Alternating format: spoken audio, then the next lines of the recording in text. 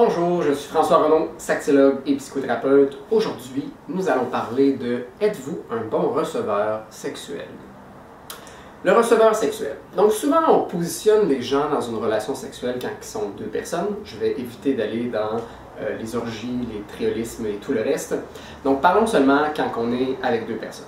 Souvent, on a un donneur et un receveur. C'est souvent comment on a tendance à catégoriser en fait certaines activités sexuelles. Surtout, par exemple, le sexe oral. Donc, il y a le donneur, celui qui donne la fellation ou le cunnilingus ou l'analingus, ou qui masturbe, par exemple, l'autre personne avec ses mains. Et puis, la personne qui reçoit, en fait, la dite stimulation.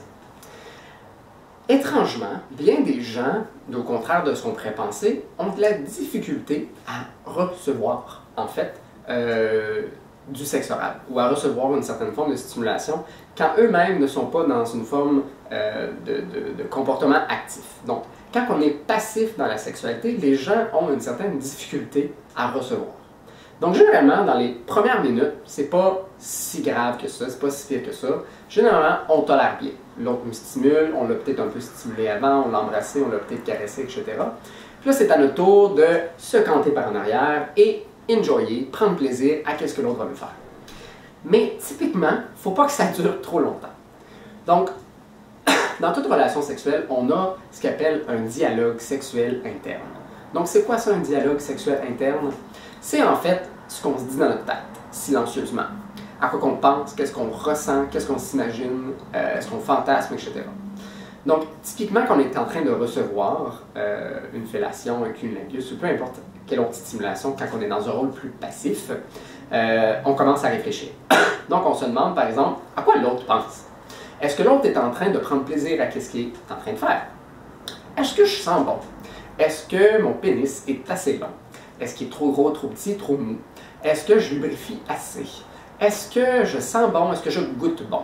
Est-ce que je vais venir trop vite? Est-ce que je vais venir pas assez vite? Donc tout ça, en fait, ce sont des pensées qu'on peut avoir qui nuisent, en fait, à la satisfaction et au plaisir qu'on peut ressentir pendant une relation sexuelle.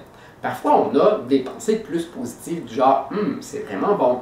Ah oui, ça, j'aime vraiment ça. Ah, j'aimerais ça qu'il aille plus fort. Ah, il fait exactement ce que je veux qu'il fasse en ce moment. Ah, c'est vraiment bon. » Évidemment, on le fait de façon plus érotique et probablement plus excitant que je viens de le faire, mais c'est un peu ce qui se passe dans notre tête. Mais comment qu'on fait justement pour enlever ces idées-là plus péjoratives, qui nuisent en fait à notre plaisir? Eh bien, c'est d'être présent sexuellement, d'être connecté davantage à son partenaire. Mais pour ce faire, en fait, il faut gérer ses insécurités sexuelles. Une des pensées les plus fréquentes en fait qu'on peut avoir pendant du sexe oral qu'on reçoit, c'est « ça prend trop de temps ». Puis on a souvent l'impression qu'éventuellement, c'est un peu plate pour l'autre quand ça prend trop de temps. Puis généralement, on peut sentir quand l'autre commence à être comme un peu tanné. Tu vois que lui ou elle accélère un peu le beat, va peut-être faire ça plus rapidement ou va faire une certaine technique qui donne l'impression comme tu es sur le bord ou tu devrais être sur le bord de venir. Puis là, on commence à culpabiliser. Ah, mais peut-être que ça je prends trop de temps, peut-être qu'il commence à avoir le lockjaw, ce qui est quand notre mâchoire à bord pendant une fellation ou un cunnilingus. Peut-être que c'est pas super le fun, peut-être que c'est devenu plate pour l'autre, l'autre est peut-être en train d'être moins excité. Donc ça fait qu'on ne peut pas vraiment pleinement prendre plaisir. Puis là, on commence à se mettre une pression. Il faut que je vienne, il faut que je m'excite, il faut que je lève mon excitation. Parce que, en partie, on ne veut pas que l'autre soit comme en train d'être dans la platitude. Mais aussi, il y a tout le revers de la médaille de « je veux pas que l'autre se sente incompétent, je veux le flatter dans le bon sens du poil ». Donc, ce qu'on a tendance à faire, c'est se forcer. Là, on va peut-être avoir des fantasmes, on va vraiment être concentré pour pouvoir venir, on va peut-être contracter nos muscles pour augmenter notre excitation. Mais là, on est comme déconnecté en fait de l'expérience et du réel plaisir. On tente d'augmenter son excitation, donc la réaction physiologique de son corps. Mais on n'est pas nécessairement en train de prendre pleinement plaisir à ce qui se passe à ce moment-là. Donc, comment être dans la présence sexuelle, la connexion avec l'autre? Mais c'est en fait d'apprécier le moment, mais c'est aussi de se laisser aller à ce que l'autre peut profiter, peut s'amuser à avoir son visage, sa tête entre nos jambes. C'est vraiment en fait accepter qu'on a le droit, d'avoir ce plaisir-là, qu'on peut prendre le temps nécessaire pour y arriver, puis qu'on puisse profiter de l'activité avec l'autre. Que l'autre, en fait, en réalité, il aime ça te voir prendre plaisir. C'est pas parce que cette personne-là n'est pas directement stimulée que vos gémissements, vos tortillements de corps, la réaction physiologique du pénis, de la vulve, qui démontre une excitation, une montée de désir, n'est pas en soi excitant pour l'autre personne. Une des raisons pourquoi on peut avoir de la misère à recevoir, c'est souvent quand nous, on donne, on a l'impression que c'est plus une tâche. Que nous, on ne prend pas réellement plaisir à qu'est-ce qu'on est en train de faire. On le fait pour faire plaisir à l'autre. On le fait parce que c'est requis, c'est une activité typique des relations sexuelles. Mais nous, est-ce que quand on fait la fellation, on masturbe l'autre avec nos mains, on la caresse avec notre langue, est-ce que nous, on est réellement en train de prendre plaisir à stimuler l'autre, à ressentir les différentes sensations dans notre main, dans notre bouche, sur notre langue, sur nos lèvres? Est-ce qu'on est juste attentif à la réaction physiologique de l'excitation de l'autre parce qu'on veut se sentir compétent sexuellement, parce qu'on veut avoir le crédit d'avoir donné l'orgasme à l'autre ou avoir monté son excitation, ou est-ce qu'on est réellement en train de prendre plaisir à ce qu'on est en train de faire? Tout comme par exemple quand on embrasse notre partenaire, on porte attention à est-ce que j'aime ça, moi, me faire embrasser de la manière que l'autre m'embrasse? Est-ce que j'embrasse l'autre comme moi je veux l'embrasser?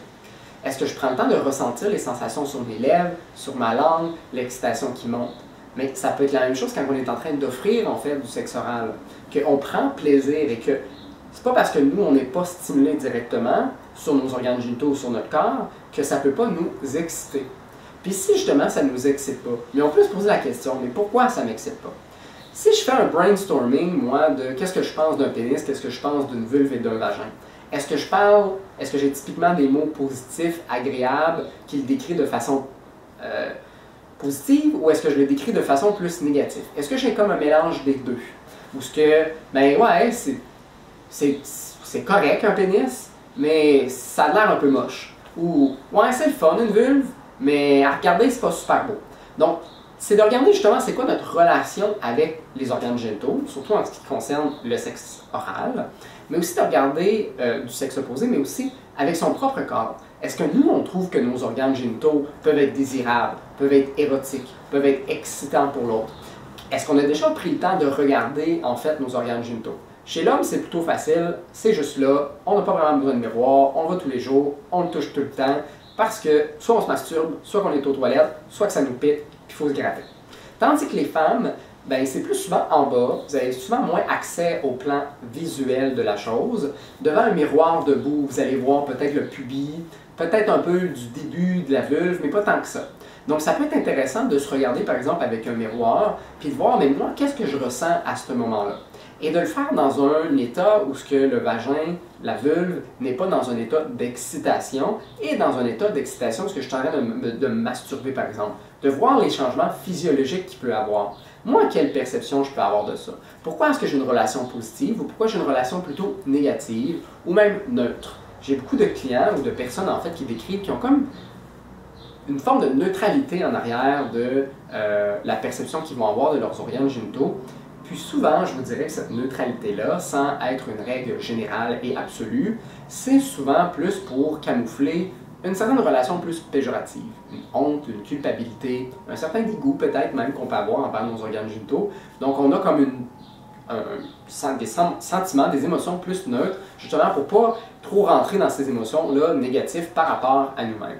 Et donc, en re-questionnant d'où ces perceptions-là peuvent venir, comment qu'on a parlé de nos organes génitaux dans notre famille, quelles sont les valeurs qui ont été véhiculées par la famille, par notre entourage, par les médias par rapport à ça, parce qu'on ne se le cachera pas, on ne parle pas toujours de façon positive de la sexualité, des organes génitaux et plus spécifiquement surtout celle des femmes. Donc, ça peut être intéressant des fois de remettre en perspective certaines de ces croyances-là plus subtiles, plus qui sont juste un bruit de fond en arrière pour que justement on puisse réellement apprécier d'être un bon receveur, receveuse.